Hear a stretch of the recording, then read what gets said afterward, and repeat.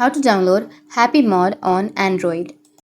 So if you want to download Happymod on your Android, then what you need to do is make sure that you have a stable internet connection and open up your browser or your Google, anything that you're comfortable with.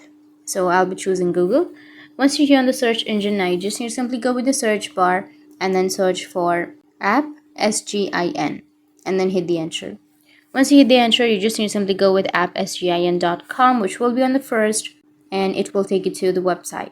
And once you're under this kind of website, now you just need to simply go with search for games, and here you just need to simply search for Happymod. Once you've searched here, you will get the application, so you just need to simply go and tap on install, and once you tap on install, it will be installed or downloaded on your device. So that's how you can download Happymod on your iOS or Android or your iPhone. And if you have any questions, feel free to comment below. Thanks for watching.